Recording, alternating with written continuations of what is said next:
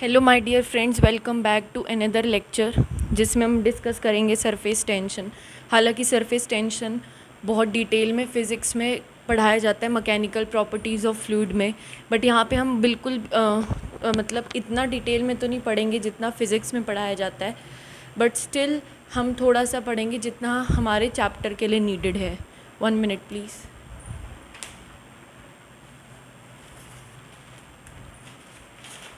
So starting with surface tension.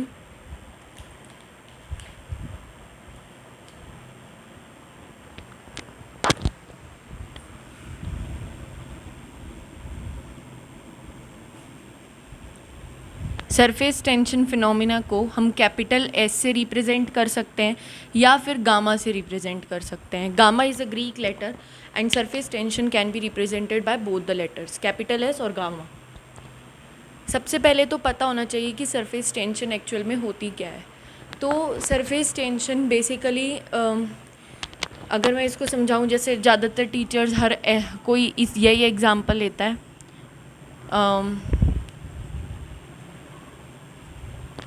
कि हमारे पास अगर हम देखें तो ये मैंने एक वेसल में लिक्विड भर दिया है।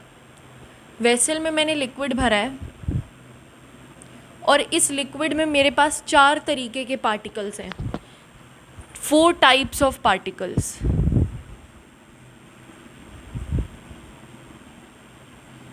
एक पार्टिकल यहाँ है, पार्टिकल नंबर 1। एक पार्टिकल यहाँ है, पार्टिकल नंबर 2। एक पार्टिकल यहाँ है, पार्टिकल नंबर 3 एंड एक पार्टिकल यहाँ है, पार्टिकल नंबर 4। राइट। अगर मैं फर्स्ट पार्टिकल को देखूं तो फर्स्ट पार्टिकल में क्या है, ये पार्टिकल है और इसके चारों तरफ पार्टिकल्स हैं, तो ये इक्वली अट्रैक्ट हो रहा है हर डायरेक्शन से। राइट। ये कौन से फोर्सेस को एक्सपीरियंस कर रहा है? कोहेशन फोर्सेस को एक्सपीरियंस कर रहा है। कोहेशन मतलब forces between similar types of molecules and adhesion मतलब डिफरेंट टाइप्स ऑफ मॉलिक्यूल्स के बीच फोर्स ऑफ अट्रैक्शन का होना। तो जो फर्स्ट पार्टिकल है जो बल्क ऑफ लिक्विड में प्रेजेंट है वो चारों तरफ से कोहेशन को एक्सपीरियंस कर रहा है, तो इस पे एफ नेट जो होता है वो हो जाता है 0। जो सेकेंड नंबर वाला पार्टिकल है वो एक्चुअली क्या है, सरफेस पर प्रेजेंट है यहाँ। तो नीचे जो मॉलिक्यूल्स हैं वो इसको अट्रैक्ट कर रहे हैं, तो वाटर के मॉलिक्यूल्स के बीच में जो अट्रैक्शन होगा वो होगा कोहेशन, और जो ऊपर है वो एयर पार्टिकल्स हैं वो भी इसको अट्रैक्ट कर रहे हैं। ये क्या होगा, एडहेशन। ऊपर क्या होगा इसके, एडहेशन, और नीचे क्या होगा, कोहेशन। बट कोहेशन इस केस में ज़्यादा होता है एज़ कम्पेयर टू एडहेशन, तो इसीलिए नेट फोर्स डाउनवर्ड डायरेक्शन में आएगा ऑन सेकंड वाले पार्टिकल पे। तो सेकंड पार्टिकल पे नेट फोर्स जो है वो 0 नहीं है, और ये दोनों चीज़ें एक्सपीरियंस करता है, कोहेशन प्लस एडहेशन। और यहाँ पे एडहेशन किसके बीच में हो रहा है, एयर और वाटर के बीच में। राइट। एयर के मॉलिक्यूल्स वाटर के मॉलिक्यूल्स को अट्रैक्ट कर रहे हैं, तो एडहेशन एयर और वाटर वाली बाउंड्री पे हो रहा है। तो ये हो गया सेकंड पार्टिकल का केस। अब हम आते हैं थर्ड पार्टिकल पे। थर्ड पार्टिकल को देखें तो थर्ड पार्टिकल एक तो वॉल ऑफ कंटेनर से जुड़ा हुआ है बिल्कुल। इस पे वाटर की वजह से तो वाटर के मॉलिक्यूल्स नीचे फोर्स ऑफ अट्रैक्शन लगा रहे होंगे, एयर के मॉलिक्यूल्स ऊपर की तरफ फोर्स ऑफ अट्रैक्शन लगा रहे होंगे, और ग्लास के भी तो मॉलिक्यूल्स होंगे, वो भी इसको कौन से फोर्स से अट्रैक्ट कर रहे होंगे, एडहेशन से। तो इस पे भी एफ नेट जो है वो 0 नहीं है। इस पे 3 चीज़ें लग रही हैं। एक तो लग रहा है कोहेशन, एक लग रहा है एडहेशन, और एडहेशन भी 2 वजहों से लग रहा है, एक तो एयर की वजह से और एक ग्लास की वजह से। यहाँ पे सिर्फ एयर की वजह से था, यहाँ एयर और ग्लास दोनों की वजह से है। अब जो फोर्थ नंबर वाला पार्टिकल है उसमें क्या है, उसमें चारों तरफ इसके पानी और एक तरफ इसके ग्लास है। राइट। तो इस पे भी अनबैलेंस्ड फोर्स है इस डायरेक्शन में, क्योंकि इसके इस तरफ तो पानी नहीं है जो इसको इधर खींचे, एक तरफ है पानी और दूसरी तरफ ग्लास है, तो इस पे भी एफ नेट क्या है, नॉन ज़ीरो है। इस पे कोहेशन है और इस पे एडहेशन है, बट एडहेशन इस पे सिर्फ किसकी वजह से है, ग्लास की वजह से। क्या एयर की वजह से है, नो, एयर की वजह से फोर्थ पार्टिकल पर एडहेसिव फोर्स नहीं है।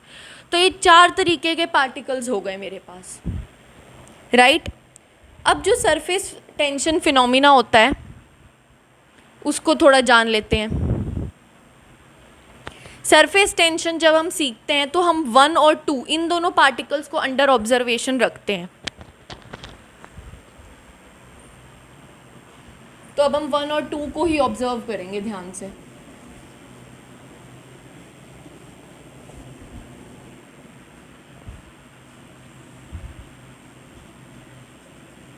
यहाँ वाले पार्टिकल पे नीचे की डायरेक्शन पे फोर्स है और ऊपर भी फोर्स लग रहा है एयर पार्टिकल्स द्वारा, बट जो एयर पार्टिकल्स अट्रैक्टिव फोर्स लगा रहे हैं वो उतना ज़्यादा नहीं है जितना नीचे वाले फोर्सेस हैं। तो नेट फोर्स सरफेस मॉलिक्यूल पे नीचे की तरफ होता है। बट अगर मैं बल्क वाले लिक्विड को वाटर मॉलिक्यूल को कंसीडर करूँ तो इस पर हर डायरेक्शन में वाटर मॉलिक्यूल फोर्स लगा रहे हैं और वो नेट क्या हो रहा है, ज़ीरो हो रहा है। तो जो सरफेस के मॉलिक्यूल्स हैं उन पे नेट अट्रैक्टिव फोर्स किस तरफ होता है, डाउनवर्ड डायरेक्शन में होता है। अब ये net attractive force downward direction में है तो ये नीचे क्यों नहीं खिंच के आता।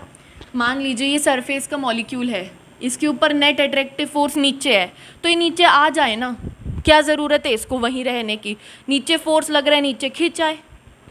तो कुछ मॉलिक्यूल्स खिंच भी आते हैं और कुछ मॉलिक्यूल्स वहीं रह जाते हैं। जो मॉलिक्यूल्स तो वहीं रह जाते हैं उनके पास एक एनर्जी आ जाती है, दैट इज़ सरफेस एनर्जी, और जो मॉलिक्यूल्स खिंच जाते हैं नीचे उनके पास सरफेस एनर्जी नहीं रहती।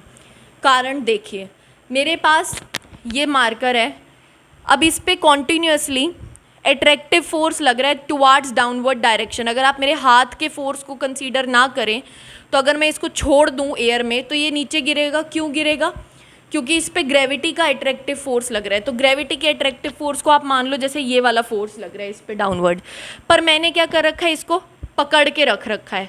पकड़ के रख रखा है तो अगेंस्ट ग्रेविटी पकड़ के रख रखा है, तो मैं क्या कहूँगी, इसमें एक एनर्जी स्टोर है, पोटेंशियल एनर्जी, क्योंकि मैंने इसको h हाइट तक पकड़ के रख रखा है अगेंस्ट ग्रेविटी। तो ग्रेविटी के अगेंस्ट इसमें एक एनर्जी स्टोर हुई, पोटेंशियल एनर्जी। सिमिलरली इस वाले मॉलिक्यूल पे नीचे अट्रैक्टिव फोर्स लग रहा है, जैसे इस पे ग्रेविटी का फोर्स लग रहा है, बट फिर भी वो कई मॉलिक्यूल्स तो नीचे सच में चले जाते हैं, कई मॉलिक्यूल्स ऊपर ही रहते हैं, वो नहीं जाते। तो वो क्या करते हैं, जैसे मैंने बोला ना, इसके नीचे ग्रेविटी लग रही है, इस पे ग्रेविटी लग रही है जो नीचे खींच रही है, बट क्योंकि ये हवा में लटका हुआ है ऐसे मेरे हाथ की हेल्प से, तो इसके पास एक एनर्जी स्टोर है। तो जब भी किसी भी पार्टिकल के ऊपर नीचे डाउनवर्ड एनर्जी लग रही होती है बट फिर भी वो अपनी पोजीशन रिटेन करता है, तो मतलब उसके पास एक एनर्जी स्टोर होती है। यहाँ इस वक्त इसमें पोटेंशियल एनर्जी स्टोर है और यहाँ पे जो एनर्जी स्टोर होगी उसको हम कहेंगे सरफेस एनर्जी। आई होप आप कोरिलेट कर पाए हो। अब मैंने क्या बोला, 2 ऑप्शंस होते हैं, या तो वो नीचे चला जाए या वो सरफेस पर ही रहे और एक एनर्जी अपने अंदर स्टोर करे, जैसे ये पोटेंशियल एनर्जी स्टोर करता है, ये सरफेस एनर्जी स्टोर कर ले। तो अब आप ध्यान से देखिए, मान लीजिए कुछ पर्सन्स हैं, ये एक दूसरे का हाथ पकड़ के खड़े हुए हैं, इसमें से, और ये इतने लाइन तक खड़े हुए हैं, 2 मीटर तक फैले हुए हैं ये लोग। इसमें से एक पर्सन के ऊपर नीचे फोर्स लगा और वो नीचे चला गया, नीचे चला गया, तो बचे अब कब कितने, अब 4 बचे, क्योंकि एक नीचे चला गया फोर्स की वजह से, और इनको 2 मीटर ही कवर करना है। तो अब ये कैसे खड़े होंगे, ये फैले फैले अपना थोड़ा हाथ एक्सटेंड कर देंगे, ऐसे थोड़ा हाथ एक्सटेंड, थोड़ा खिंच के खड़े हो जाएंगे ताकि ये एक जना जो चला गया उसकी जगह पूरी कर सके और अभी भी 2 मीटर ही लेंथ ऑक्यूपाई करें। तो ये खिंच के खड़े हो जाएंगे, मतलब ये किस फॉर्म में खड़े हो जाएंगे, स्ट्रेच्ड फॉर्म में खड़े हो जाएंगे। अपने आप को स्ट्रेच कर लेंगे। पहले ऐसे आप पास पास खड़े थे, अब ये दूर दूर खड़े हो जाएंगे और अपनी आर्म्स को स्ट्रेच कर लेंगे। क्यों? क्योंकि अब इनका एक बंदा नीचे चला गया और अभी भी इनको 2 मीटर ही लेंथ तक खड़े रहना है, तो ये आपस में अपने आप को स्ट्रेच फॉर्म में खड़ा कर लेंगे। Similarly happens with liquid molecules. Liquid molecules में भी कुछ मॉलिक्यूल्स नीचे चले जाते हैं अट्रैक्टिव फोर्सेस की वजह से, बट कुछ जो लॉयल होते हैं वो ऊपर ही रह जाते हैं और वो अपने आप को ऐसे खींच के खड़ा कर लेते हैं जो पार्टिकल नीचे गया उसकी जगह भरने के लिए, तो वो एक स्ट्रेच्ड मेम्ब्रेन की तरह खड़े हो जाते हैं। तो सरफेस टेंशन यही फिनोमिना है कि ये एक ऐसा फोर्स है जिसकी जो लिक्विड के सरफेस के पार्टिकल्स पे लगता है नीचे की डायरेक्शन में, मतलब नीचे की डायरेक्शन में नहीं सॉरी, और इसकी वजह से जो सरफेस होती है लिक्विड की वो एक्ट करती है लाइक अ स्ट्रेच्ड मेम्ब्रेन, लाइक अ स्ट्रेच्ड मेम्ब्रेन।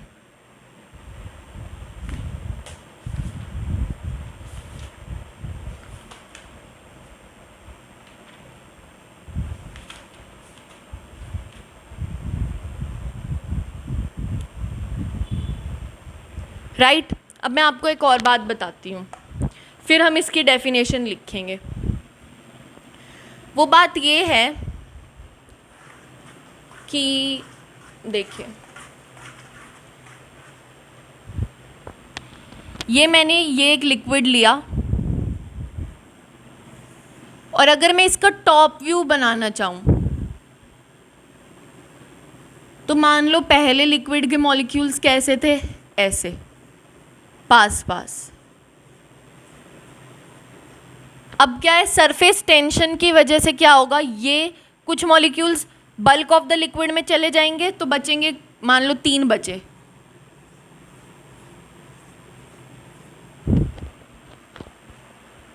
और इन तीनों ने आपस में एक दूसरे का पहले इन्होंने भी आपस में हाथ पकड़ रखा था, इन्होंने भी पकड़ लिया, बट इनका हाथ थोड़ा स्ट्रेच होके पकड़ा जाएगा क्योंकि इनको अब एक मॉलिक्यूल जो गया है उसकी भी जगह भरनी है, राइट। तो ये खिंच के स्ट्रेच्ड आर्म्स इनकी होंगी, एक तरीके से स्ट्रेच्ड मेम्ब्रेन की तरह वर्क करेंगे। तो हुआ क्या, जो सरफेस टेंशन फिनोमिना है, मैंने आपको पिछले लेक्चर में बताया था कि जो तीनों प्रॉपर्टीज़ पढ़ रहे हैं ये अट्रैक्टिव फोर्सेस की वजह से आ रही हैं। एक्चुअली होता क्या है, वाटर जैसे एक तो हो गया ये मॉलिक्यूल्स, एक हो गए बल्क वाला, तो बल्क वाले मॉलिक्यूल्स तो इनको अट्रैक्ट कर ही रहे हैं, बट ये आपस में भी तो एक दूसरे को अट्रैक्ट कर रहे हैं। ऊपर सरफेस के मॉलिक्यूल्स आपस में भी तो अट्रैक्ट कर रहे हैं। ये वाला मॉलिक्यूल इसकी तरफ अट्रैक्टेड है, ये वाला भी इसकी तरफ अट्रैक्टेड है, ये वाला भी इसकी तरफ अट्रैक्टेड है, राइट। तो देखो सरफेस टेंशन जो होता है ना वो एक ऐसा फिनोमिना है जो हम एग्जैक्ट नहीं बता सकते कि हाँ इस लिक्विड की ये सरफेस टेंशन है। हमने कुछ कैलकुलेशंस की, कुछ एजम्पशंस किए और फिर पता लगाया। हमने क्या एजम्पशन किया कि मान लीजिए यहाँ पे इस लिक्विड का टॉप व्यू है ये, यहाँ पे हमने एक लाइन एज्यूम की और हमने क्या एज्यूम किया, जैसे मैं अगर इस वाले में बताना चाहूँ तो मैंने क्या एज्यूम किया, मैंने एक लाइन एज्यूम की, एक सेकेंड,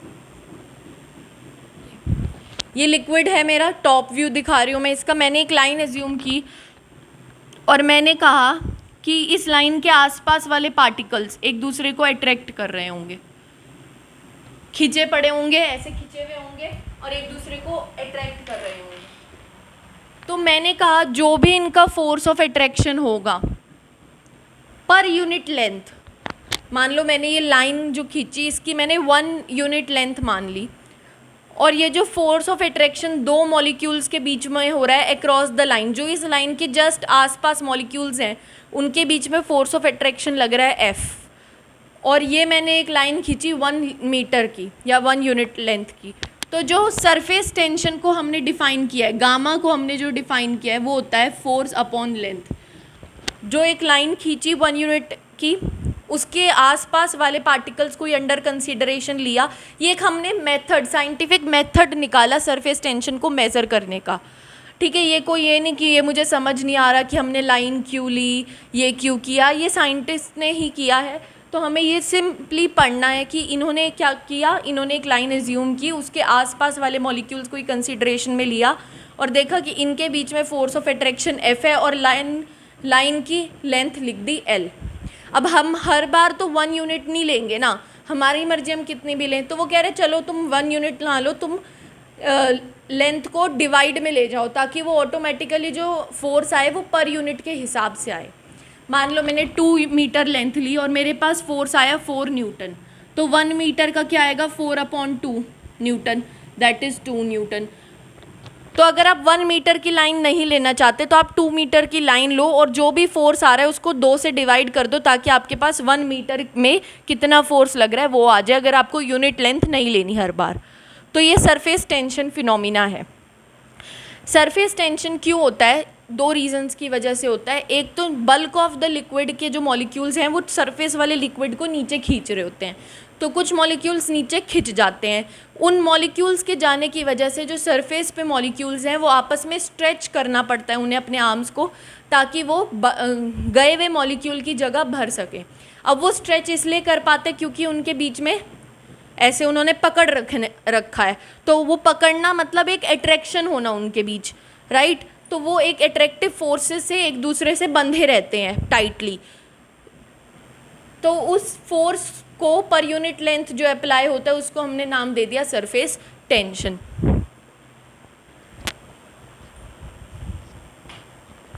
तो अब आप मुझे एक बात बताइए,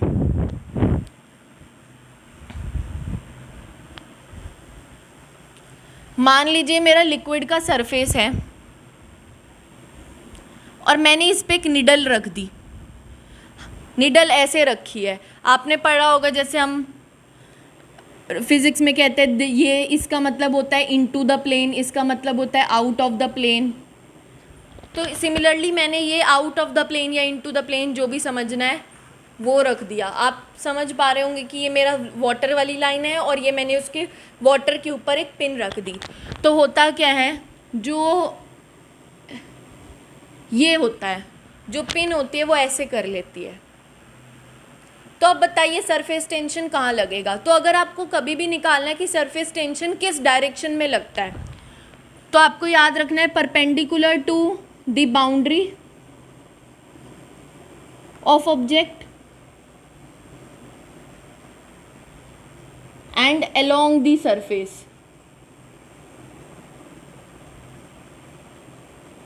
of liquid। मतलब मैंने इस पिन को ऐसे रख रखा है, तो इसके परपेंडिकुलर कौन कौन सी डायरेक्शंस होंगी, ये सारी इसके क्या होंगी, परपेंडिकुलर डायरेक्शंस होंगी। दोबारा से सुनिए, मैंने इसको ऐसे रख रखा है z एक्सिस में, तो जो XY प्लेन में जितनी भी लाइनें होंगी वो सारी क्या इस Z एक्सिस वाली, मैंने अपने पेन को, अपनी पिन को Z एक्सिस में रख रखा है। ये Z एक्सिस ही होती है ना, और ये जो प्लेन ऑफ द बोर्ड है ये XY एक्सिस मान लो, plane of the board XY axis मान लो और ये Z एक्सिस मान लो। तो जो भी लाइन, चाहे ये लाइन हो, चाहे ये लाइन हो, चाहे ये हो, ये सारी ही इस Z वाली लाइन के तो परपेंडिकुलर होंगी, क्योंकि ये XY प्लेन में, और ये जो मेरा मार्कर है, जो भी मेरा पिन मैंने रखी है वो किस में है, Z एक्सिस में। और along the surface of liquid, तो लिक्विड का सरफेस मतलब परपेंडिकुलर तो ये वाली लाइन भी है, ये वाली लाइन भी है, दोनों ही लाइनें परपेंडिकुलर हैं। परपेंडिकुलर तो ये भी है इसके, क्योंकि ये Z एक्सिस में है, ये पूरी Y एक्सिस में है। परपेंडिकुलर तो ये भी है इसके, राइट। बट हम इनमें से कौन सी डायरेक्शन लेंगे सरफेस टेंशन की, हम लेंगे ये वाली डायरेक्शन, बीच वाली। क्यों लेंगे ये वाली? जैसे आप मान लो सर्कल है, हम कहते हैं ये वाली डायरेक्शन जो होती है ये टेंजेंशियल डायरेक्शन होती है या अलोंग दी सर्कल वाली डायरेक्शन होती है। सिमिलरली ये भी तो एक सर्कल है, इस टाइम ये वाली जो डायरेक्शन होगी ये इस सर्कल के टेंजेंशियल डायरेक्शन नहीं होगी क्या, या अलोंग दी सर्कल वाली डायरेक्शन नहीं होगी। तो टेंजेंशियल मतलब अलोंग दी सर्कल, मतलब सर्कल का मैंने एक सेगमेंट लिया और इस टाइम इस सेगमेंट के अलोंग वाली डायरेक्शन को हम टेंजेंशियल डायरेक्शन कहते हैं। दोबारा से, ये मैंने एक सर्कल लिया, मैंने सर्कल का ये टुकड़ा लिया, ये वाला टुकड़ा, और इस वाले टुकड़े के अलोंग जो डायरेक्शन होगी उसी को तो टेंजेंशियल कहते हैं। सिमिलरली मैंने ये वाली जो चीज़ बनाई है ना, एक कर्व बनाई, इसको मैं अगर ऐसे दिखाऊं तो देखो ये एक सर्कल बन रहा है और ये वाली जो लाइन है ये सर्कल का पार्ट है, तो इसके अलोंग वाली डायरेक्शन जो होगी वो मैं लूँगी सरफेस टेंशन की। और क्योंकि ये वाली जो डायरेक्शन है ये एक्स वाई प्लेन में है, ये बोर्ड क्या है, एक्स वाई प्लेन, ये मैंने एरो किस में बनाया है, एक्स वाई प्लेन में। तो एक्स वाई प्लेन में जो भी लाइनें होंगी वो हमेशा जेड वाली लाइन, ये जो पिन है ये मैंने जेड एक्सिस में रखी है, वो उसके परपेंडिकुलर होंगी और अलोंग दी सरफेस होगी। या टेंजेंशियल लिख लो, यहाँ टेंजेंशियल लिखोगे तो ज़्यादा याद रहेगा कि जैसे मैंने ये पिन रखी तो पिन ने थोड़ा सा ऐसे वाटर सरफेस पे ऐसे कर्व ले आई वाटर सरफेस पे, तो हुआ क्या, ये जो ये जो कर्व है ये इस सर्कल का पार्ट है आई गेस, राइट। तो इसके टेंजेंशियल डायरेक्शन, इस सर्कल के टेंजेंशियल डायरेक्शन या इसको along the surface of liquid direction भी कहते हैं। और क्योंकि ये वाली जो पिन है ये जेड प्लेन में है, एक्स जेड प्लेन में है, और ये वाला जो है ये एक्स वाई प्लेन में है, ये वाला जो पिन है वो जेड प्लेन में है और ये जो लाइन है ये वाई और एक्स प्लेन में है। तो इसीलिए ये वाली लाइन इस वाली पिन की बाउंड्री, इस वाली पिन की लेंथ के परपेंडिकुलर होगी, perpendicular to the length of object लिख लो कि पिन ऐसे है और इसके परपेंडिकुलर मैंने ये वाले लाइन खींच दी, तो यहाँ पे जो बीच का एंगल बनेगा वो 90 डिग्री ही बनेगा। आप एक बार खुद लेके देखिए कि ये मेरी पिन है और मैंने ऐसे लाइन खींची, ये मेरी लाइन है और ये पिन है, तो इसके बीच का एंगल जो है वो 90 डिग्री है। और along the surface of liquid मतलब टेंजेंशियल बना लो। आई होप ये क्लियर हो। ये कंसेप्ट अक्सर इजीली क्लियर नहीं हो पाता, पर वैसे ही फिजिक्स में भी पढ़ाया जाता है तो वहाँ से भी हो सकता है क्लियर।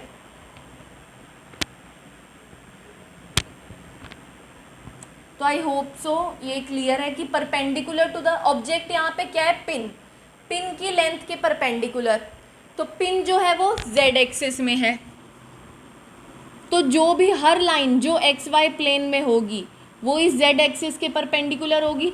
तो ये तीनों जो लाइनें बनाई है ये इस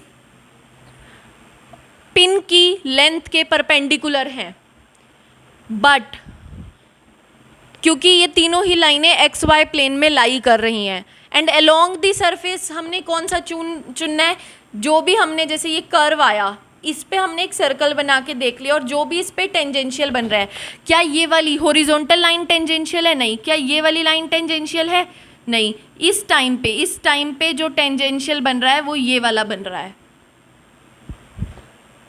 राइट।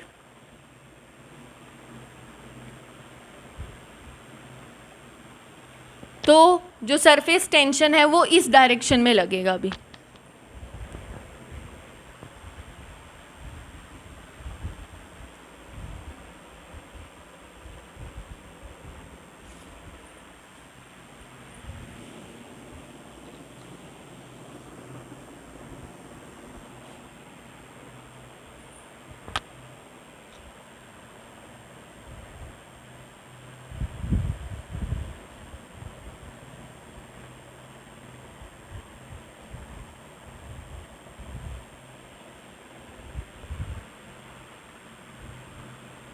तो सरफेस टेंशन की डेफिनेशन है, मैं बोल रही हूँ, force acting at right angle to the surface along 1 centimeter length of the surface. Force acting perpendicular to the surface along 1 centimeter length of the surface. मतलब वही 1 सेंटीमीटर लेंथ जो मैंने आपको कहा था मैं लेंथ एज्यूम कर रही हूँ वो हो गई। मतलब आपको सिंपली इसको याद कैसे रखना है कि सरफेस टेंशन जो होती है वो टेंजेंशियल टू द सरफेस लगती है of liquid and perpendicular to the length of object. तो लेंथ ऑफ ऑब्जेक्ट जो हमने कंसीडर किया वो जेड एक्सिस में था, तो एक्स वाई प्लेन की हर लाइन जेड एक्सिस के परपेंडिकुलर होती है, और हमने टेंजेंशियल वाली लाइन को चूज करना है सरफेस टेंशन की डायरेक्शन को देखने के लिए।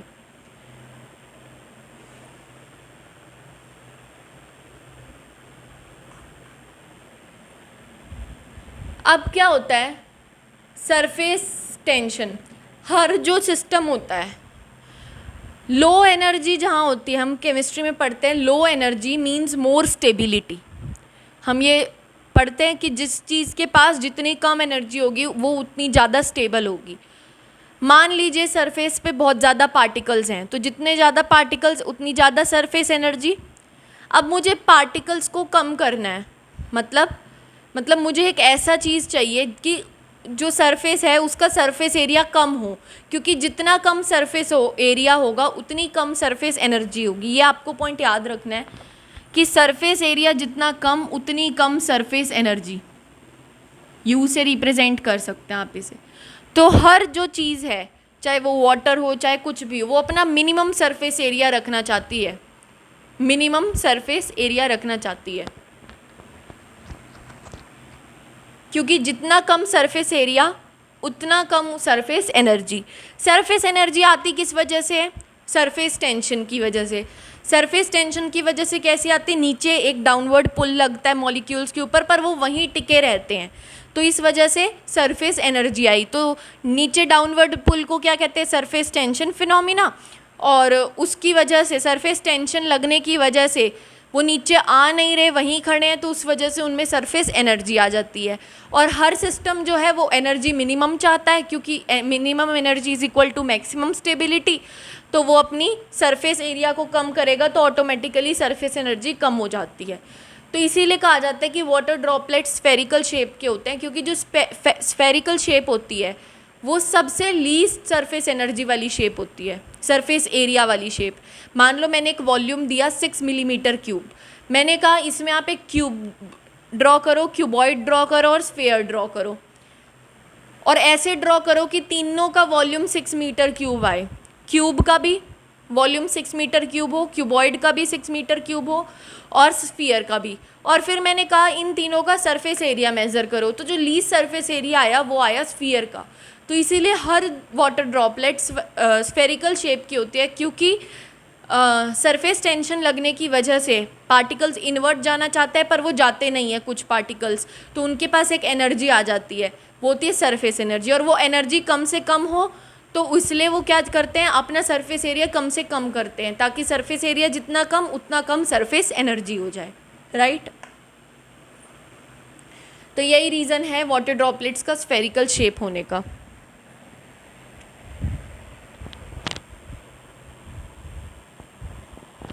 अब एक होता है सरफेस एनर्जी, जो मैं इतनी देर से बोल रही हूँ, वो क्या होता है?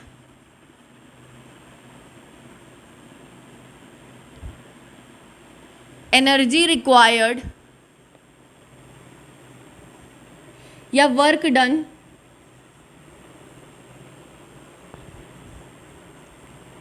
टू इंक्रीज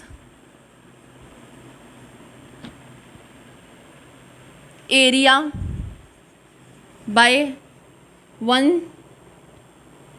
यूनिट, कि कितना वर्क डन किया जाए कि सरफेस एरिया जो है वो 1 यूनिट से इंक्रीज हो जाए। तो सरफेस एरिया सिंपली क्या हो, सरफेस एनर्जी सिंपली क्या हो जाएगी? Work done upon area. Work done की यूनिट क्या होती है? जूल, और एरिया क्या होता है? Metre square. तो इसकी यूनिट क्या हो जाएगी? Joule per metre square. अब आप इसको क्या कीजिए,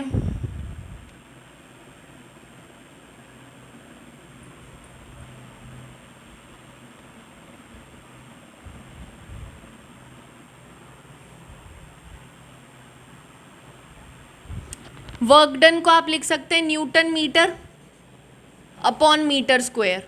वर्क डन क्या होता है, फोर्स इनटू लेंथ डिस्टेंस, तो फोर्स इनटू डिस्टेंस और मीटर स्क्वायर का मीटर स्क्वायर, तो इसकी एक और यूनिट भी होगी न्यूटन अपॉन मीटर। तो इसकी दोनों यूनिट्स है जूल पर मीटर और न्यूटन अपॉन मीटर। अच्छा, मैंने जब सरफेस टेंशन बताया तो सरफेस टेंशन जिसको आप गामा से रिप्रेजेंट करते हो उसको बताया फोर्स पर यूनिट लेंथ, तो ये भी क्या है न्यूटन मीटर, और सरफेस एनर्जी भी क्या है न्यूटन मीटर।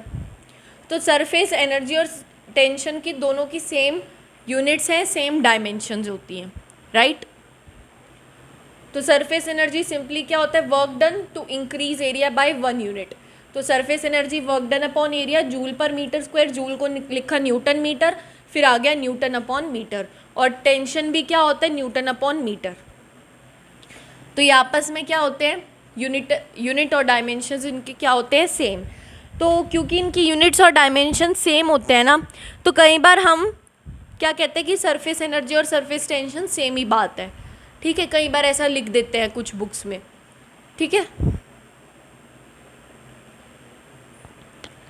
आपने फिजिक्स में एक फॉर्मूला पढ़ा होगा,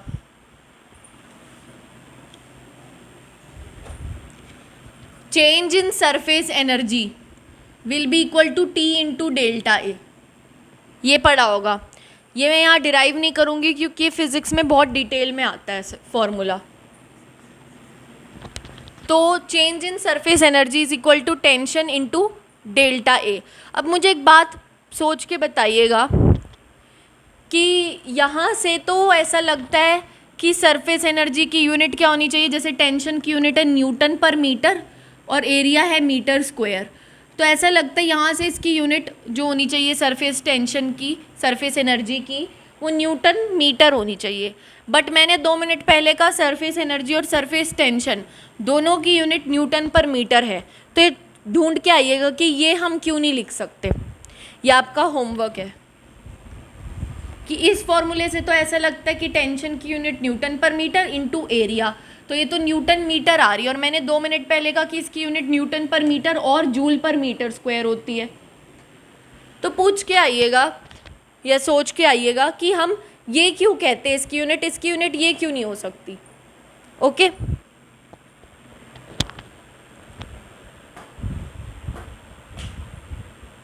तो मैंने ये एक्सप्लेन कर दिया कि स्फेरिकल ड्रॉप्स की होती है। अब हम कैपिलरी राइज एक बार देख लेते हैं। हम हाइट वगैरह नहीं निकालेंगे, सिंपली ये देखेंगे कि कैपिलरी में राइज या फॉल होता क्यों है।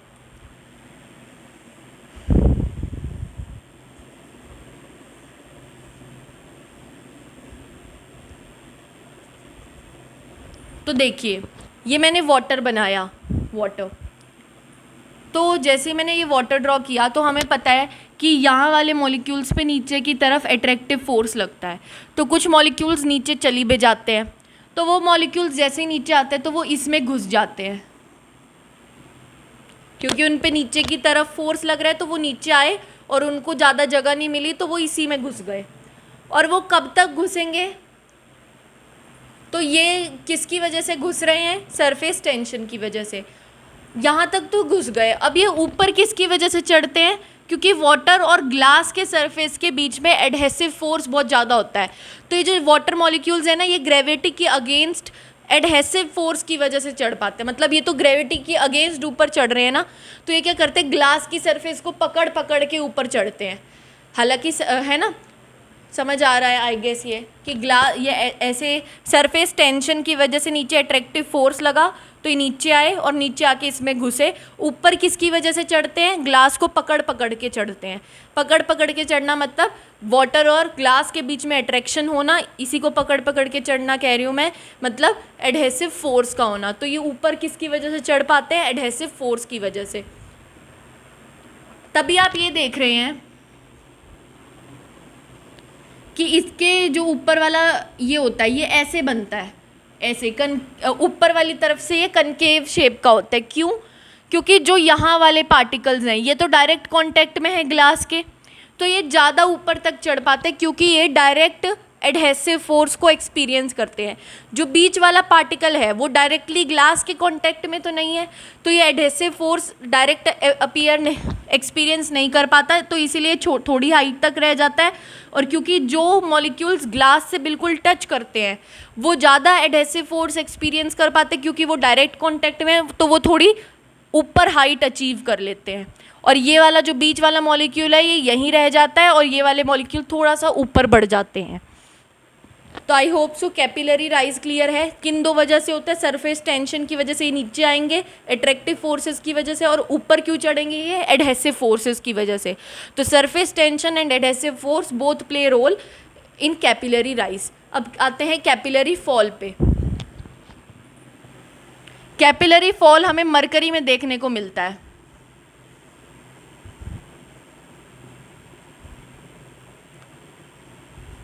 ऐसा क्यों? कि इसमें जो बीच वाला जो लिक्विड है वो ऊपर तक गया और जो ग्लास के सरफेस में कांटेक्ट में मरकरी ड्रॉप है वो नीचे रह गई थोड़ा। तो देखिए जो मरकरी होता है उसमें भी सरफेस टेंशन की वजह से ये मॉलिक्यूल्स नीचे आएंगे सरफेस वाले और इसमें घुसेंगे। ये यहाँ तक तो प्रोसीजर सेम रहेगा, बट होता क्या है, मरकरी के मॉलिक्यूल्स में कोहेसिव फोर्सेस ज़्यादा होता है as compare to adhesive for glass molecule.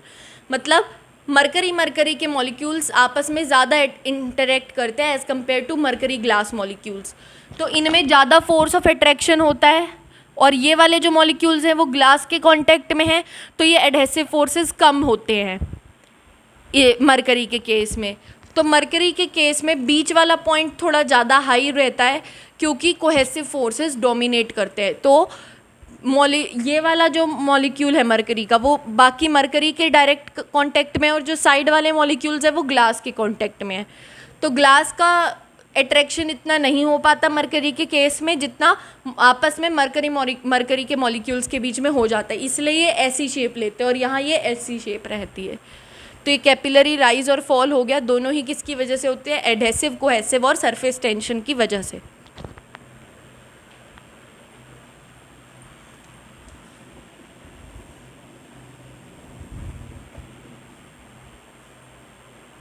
Right?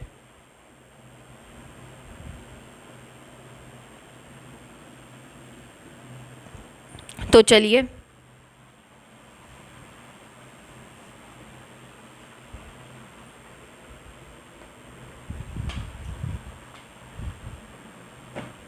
अब एक पता होना चाहिए, surface tension is a scalar quantity. ये मैंने जस्ट वर्बली बता दिया। Wait a minute.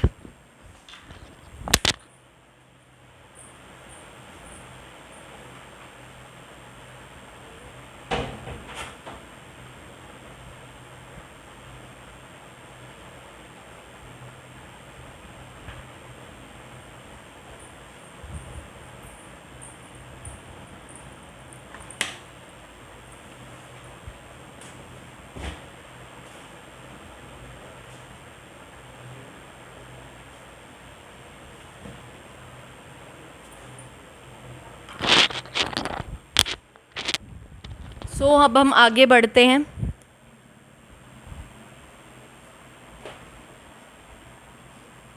तो ये जो शेप ऑब्टेन हुई थी ना कैपिलरी में, इस शेप को कहते हैं मेनिस्कस। ये ऐसा होना, ऐसा होना, ये मेनिस्कस मतलब मून लाइक अपीयरेंस। कभी उल्टा मून तो कभी सीधा मून। अब हम आते हैं कुछ फैक्टर्स जो सरफेस टेंशन को अफेक्ट करते हैं। राइट? वो फैक्टर्स होते हैं, एक तो होता है सरफेस एक्टिव एजेंट्स,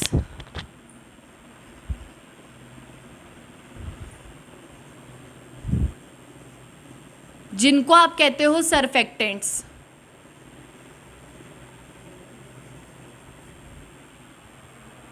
सरफेक्टेंट्स हम उन मॉलिक्यूल्स को कहते हैं जो सरफेस टेंशन को डिक्रीज़ करते हैं। जो सरफेस टेंशन को क्या करते हैं? डिक्रीज़। उनको हम सरफेस एक्टिव एजेंट्स या सरफेक्टेंट्स कहते हैं। जैसे सोप हो गया, अल्कोहल हो गया, ये सब क्या करते हैं? ये सब सरफेस टेंशन को डिक्रीज़ कर देते हैं। तो देखते हैं, जैसे सोप का क्लींजिंग एक्शन आपने बहुत डिटेल में पढ़ रखा होगा कि सोप में एक हाइड्रोकार्बन पार्ट होता है जिसको आप हाइड्रोफोबिक पार्ट कहते हो, एक हाइड्रोफिलिक पार्ट होता है, राइट। इस पे प्लस माइनस चार्ज ऐसे लगा हुआ होता है।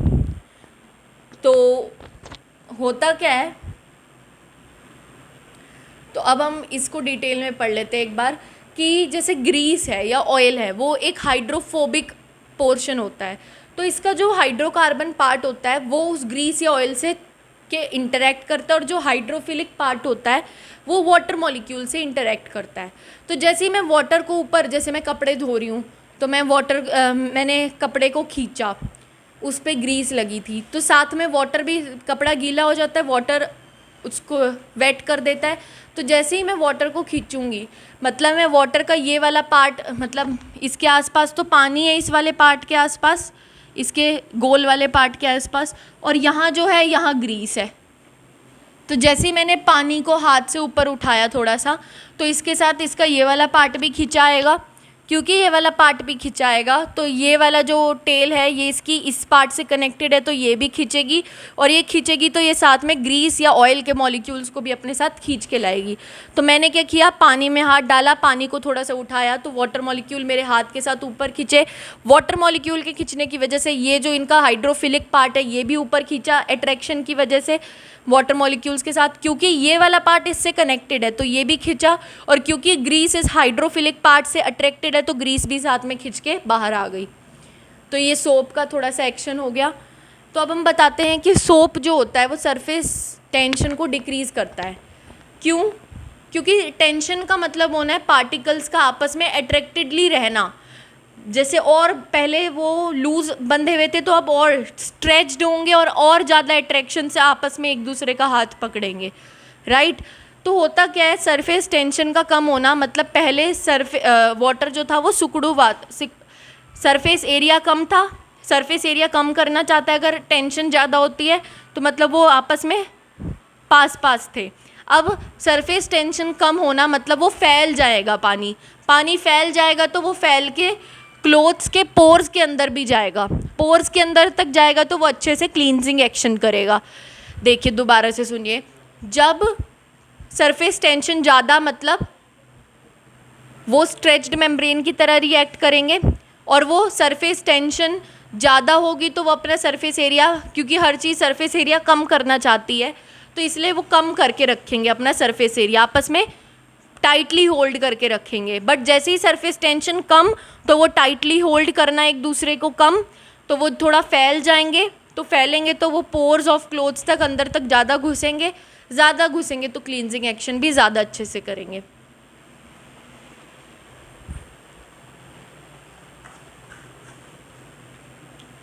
अब आपको एक ग्राफ याद रखना है, गामा KCl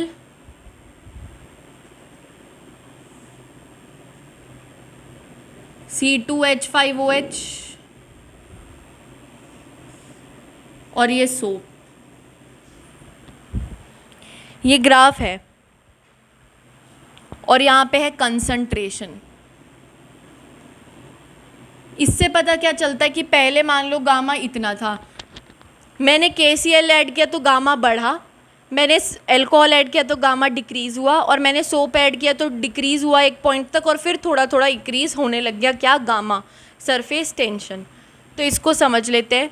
KCl क्या है, एक आयनिक कंपाउंड है।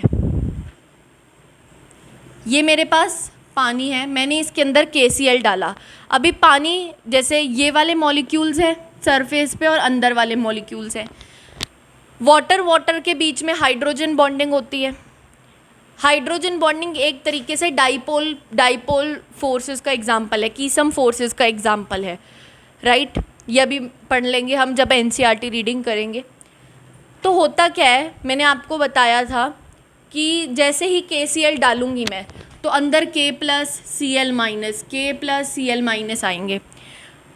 पहले तो वाटर के बीच में अट्रैक्शन हो रहा था कि सरफेस वाले मॉलिक्यूल नीचे वाटर वाले मॉलिक्यूल से क्या हो रहे थे, अट्रैक्ट।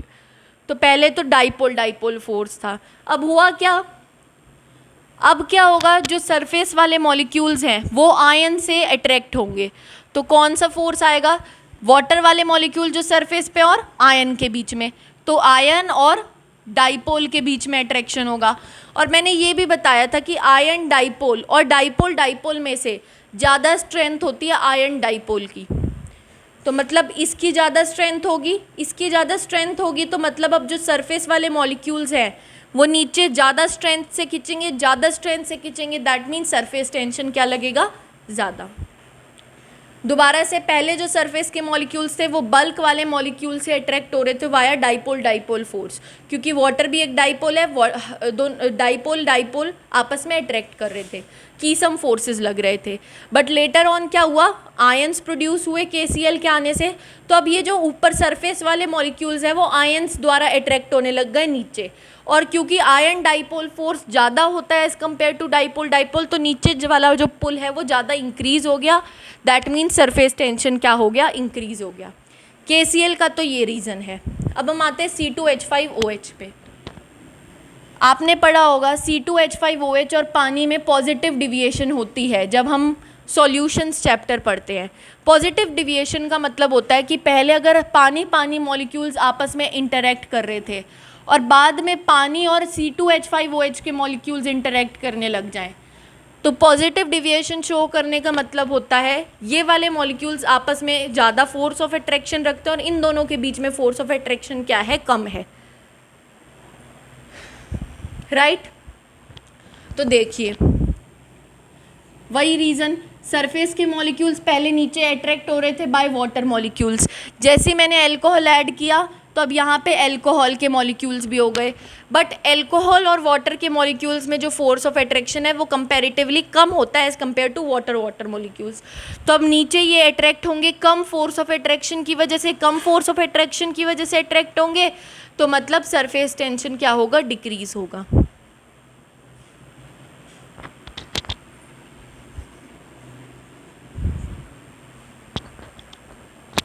तो KCl में क्या होता है, आयन डाइपोल लगने की वजह से सरफेस टेंशन इंक्रीज। C2H5OH में क्या होता है, पॉजिटिव डिविएशन होती है, हमने पढ़ा है, तो कंपैरेटिवली कम फोर्स से अब surface molecules comparatively come force of attraction से नीचे खींचेंगे, तो इट मीन्स C2H5OH और वाटर में सरफेस टेंशन कम हो जाएगी। अब हम आते हैं सोप पे। सोप के मॉलिक्यूल्स क्या होता है, वो सरफेस पे रहना पसंद करते हैं। मान लो पहले जो सरफेस था और इसके सरफेस पे ऐसे 4 मॉलिक्यूल्स थे जो आपस में अपने आप को बहुत स्ट्रेच करके और टाइटली पकड़ रखा था, स्ट्रेच करके अपने आप को। अब क्या हुआ, सोप के मॉलिक्यूल्स आए और सोप जो होता है वो पहले सरफेस पे रहता है, तो सोप के मॉलिक्यूल्स ये रहे, मान लो मैंने ऐसे सोप के मॉलिक्यूल्स को बनाया, तो अब आपस में क्या हुआ, पहले इन्होंने एक दूसरे का हाथ पकड़ रखा था, अब हाथ तोड़ने के लिए बीच में कौन आ गया, सोप का मॉलिक्यूल। सोप का मॉलिक्यूल ने इनके बीच का अट्रैक्शन फोर्स क्या कर दिया, तोड़ दिया। इनके जो बंधे हुए हाथ थे, स्ट्रेच्ड मेम्ब्रेन की तरह जो ये रिएक्ट कर रहे थे, वो अब रिएक्ट नहीं कर पा रहे क्योंकि इनके बीच में कौन आ गए हैं, सोप के मॉलिक्यूल्स। तो ये पहले हुआ कम। अब हुआ क्या, जब जितना भी सरफेस के ऊपर एरिया था, जब इन सोप मॉलिक्यूल्स ने भर लिया, तो अब अगर मैं और सोप ऐड करूँगी तो अब उसके पास सरफेस पे तो जगह रही नहीं, क्योंकि सरफेस तो पूरी भर चुकी है। तो वो क्या कहेंगे, नीचे जाएंगे सोप के मॉलिक्यूल्स, और वो नीचे जाएंगे जब सोप के मॉलिक्यूल्स, तो वो क्या बनाएंगे, मिसेल बनाएंगे। मिसेल आपने पढ़ा होगा, मिसेल फॉर्मेशन, ग्रीस के आसपास ऐसे ये होती है ना मिसेल, कि हाइड्रोफोबिक पार्ट ग्रीस के अंदर होगा और ये हाइड्रोफिलिक पार्ट वाटर के अंदर होगा, तो ये मिसेल बनाएंगे। अब होता क्या है, सोप बेसिकली क्या होता है, C17H35 COO negative Na positive, ये मैंने एक सोप का फॉर्मूला लिखा। तो यहाँ पे क्या बन रहे हैं, आयंस बन रहे हैं, और मैंने बोला था जब आयंस बनेंगे सरफेस के बल्क में, तो वो ऊपर वाले वाटर मॉलिक्यूल्स को कैसे खींचेंगे, आयन डाइपोल फोर्स के साथ, तो वो क्या करेंगे, सरफेस टेंशन को थोड़ा सा बढ़ा देंगे। दोबारा से सुन लीजिए, KCl को जब मैंने पानी में घोला तो वो सीधा नीचे जाता है, बल्क ऑफ द लिक्विड में जाता है, सरफेस पे नहीं रहता। तो KCl आयंस बनाएगा। अब अंदर बल्क ऑफ द लिक्विड में आयंस हैं और ऊपर वाटर के मॉलिक्यूल्स हैं, तो वाटर के मॉलिक्यूल्स नीचे आयंस की तरफ अट्रैक्ट होंगे बाय आयन डाइपोल फोर्स, जो एक स्ट्रॉन्गर फोर्स है as compare to dipole dipole force. इसीलिए सरफेस टेंशन बढ़ी, क्योंकि सरफेस टेंशन अट्रैक्शन की वजह से ही आती है। अब आता है C2H5OH। C2H5OH मतलब वाटर में जो हाइड्रोजन बॉन्डिंग होती है ना, और अगर मैं बोलूँ एल्कोहल, इथेनॉल और वाटर में जो हाइड्रोजन बॉन्डिंग होती है, उसके कंपैरिजन में वाटर की हाइड्रोजन बॉन्डिंग थोड़ी स्ट्रॉन्ग होती है। ये हम हाइड्रोजन बॉन्डिंग में पढ़ लेंगे। तो इसीलिए ये वाली बॉन्डिंग ज़्यादा स्ट्रॉन्ग थी इसके कंपैरिजन में। तो जब ये वाटर के बल्क में गया और ऊपर वाले सरफेस मॉलिक्यूल्स को खींचा, तो इसने कम फोर्स लगा के खींचा। तो कम फोर्स लगाया, दैट मीन सरफेस टेंशन कम होनी चाहिए इसकी वजह से। सोप की वजह से क्या हुआ, सोप में क्या है, पहले सोप का जो मॉलिक्यूल्स है वो पूरी सरफेस को कवर करेंगे। सरफेस को कवर करेंगे तो जो वाटर मॉलिक्यूल्स ने अपने हाथ पकड़ के स्ट्रेच मेम्ब्रेन की तरह बिहेव कर रहे थे, अब उनके बीच में कौन आ गए, सोप के मॉलिक्यूल्स। तो उनके हाथ जो पकड़े हुए थे उनको ऐसे तोड़ के बीच में घुस जाएंगे। तो मतलब surface tension, stretch membrane like property कम हो गई, क्योंकि अब मॉलिक्यूल्स ज़्यादा आ गए। अब जब सरफेस पूरी भर जाएगी और मैं और कंसंट्रेशन बढ़ाऊंगी सोप की, तो वो सोप के मॉलिक्यूल्स नीचे आ जाएंगे और वो जैसे KCl एक्ट कर रहा था वैसे एक्ट करेंगे और आयन डाइपोल फोर्स से वाटर मॉलिक्यूल्स को अब नीचे खींचेंगे तो दोबारा से सरफेस टेंशन बढ़ेगा। तो मतलब सोप जो होता है वो अपनी क्रिटिकल मिसेल कंसंट्रेशन तक, मतलब जब तक वो पूरे सरफेस को कवर नहीं कर लेता तब तक तो वो डिक्रीज़ करता है सरफेस टेंशन को, और उसके बाद थोड़ा सा इंक्रीज़ करता है। क्यों? क्योंकि अब जो वो बल्क में है तो वो ये वाला जो सोप मॉलिक्यूल है और ये वाला जो वाटर मॉलिक्यूल है, ये दोनों आपस में एक दूसरे को खींचते हैं। मतलब सोप का मॉलिक्यूल इस वाले वाटर मॉलिक्यूल को खींचता है बाय आयन डाइपोल फोर्स, जो एक स्ट्रॉन्गर फोर्स होता है।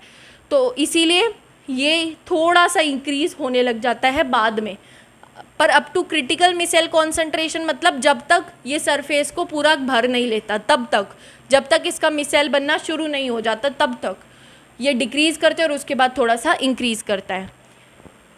तो ये हमने तीनों का इफ़ेक्ट पढ़ा। अब हम पढ़ते हैं टेम्परेचर का इफ़ेक्ट। टेम्परेचर बढ़ाने से जो काइनेटिक एनर्जी होती है मॉलिक्यूल्स की वो बढ़ जाती है, काइनेटिक एनर्जी भी बढ़ जाती है। और मान लो मैंने टेम्परेचर प्रोवाइड किया, मान लो मतलब मैंने टेम्परेचर प्रोवाइड करते हैं जब हम, तो बॉन्ड्स का टूट जाते हैं। जैसे अगर कोई बॉन्ड ईजिली ब्रेकेबल ना हो तो हम क्या करते हैं, उनको हाई टेम्परेचर पे ले जाते हैं ताकि उनके बीच का बॉन्ड या अट्रैक्टिव फोर्स क्या हो जाए, टूट जाए। तो टेम्परेचर बढ़ाने से जो अट्रैक्टिव फोर्सेस होते हैं, बॉन्ड्स होते हैं, वो टूटते हैं। अट्रैक्टिव फोर्स कम, मतलब वाटर सरफेस वाले वाटर मॉलिक्यूल्स और बल्क वाले मॉलिक्यूल्स के बीच में अट्रैक्शन कम तो सरफेस टेंशन भी कम। तो टेम्परेचर बढ़ाने से अट्रैक्टिव फोर्स कम होते हैं तो सरफेस टेंशन भी कम होता है। ओके,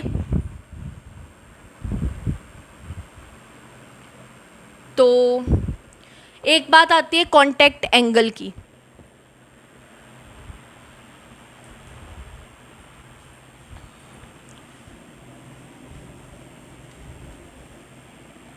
जैसे मान लीजिए वाटर ड्रॉपलेट है, तो वाटर ड्रॉपलेट सरफेस पे ऐसे फैल जाती है। तो कांटेक्ट एंगल क्या होता है, जो ये ड्रॉपलेट है इसके टेंजेंशियल मैं एक बनाऊंगी, तो ये वाले एंगल को आप कहते हो कांटेक्ट एंगल। अब मान लीजिए ये तो था वाटर ड्रॉपलेट, मैंने बताया था कैपिलरी में अगर मैं वाटर भरूं ट्यूब में और फिर कैपिलरी डालूं तो वाटर क्या करता है, राइज करता है, और मरकरी क्या करता है, फॉल। इसका रीज़न मैंने ये बताया था कि वाटर में एडहेसिव फोर्सेस, वाटर और ग्लास के बीच के एडहेसिव फोर्सेस ज़्यादा होते हैं, या वाटर या किसी भी सरफेस के एडहेसिव फोर्सेस ज़्यादा होते हैं, और ग्लास और किसी भी सरफेस के एडहेसिव फोर्सेस ज़्यादा नहीं होते। रादर मरकरी का कोहेसिव फोर्स ज़्यादा होता है, सॉरी मरकरी बोलना था मैंने, मरकरी का कोहेसिव फोर्स ज़्यादा होता है। तो वाटर का एडहेसिव फोर्स ज़्यादा होने की वजह से इसका कांटेक्ट एंगल आता है एक्यूट। और जो मरकरी होती है ना, वो आपस में, मरकरी के मॉलिक्यूल्स आपस में ज़्यादा इंटरेक्ट करते हैं एज़ कम्पेयर टू किसी सरफेस से इंटरेक्ट करने के लिए। तो मरकरी का मॉलिक्यूल ना ऐसे ही रहता है, वो ऐसे फैलता नहीं है, तो इसका कांटेक्ट एंगल होगा ये। और ये हो गया obtuse angle.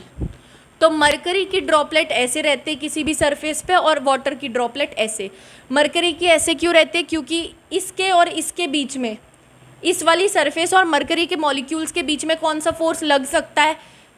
Adhesive force. But मैंने तो बताया कि मरकरी और किसी भी सरफेस का एडहेसिव फोर्स मरकरी के बीच में लगने वाले कोहेसिव फोर्स से कम होता है। तो इसीलिए ये ऐसे रहता है और वाटर ऐसे हो जाता है।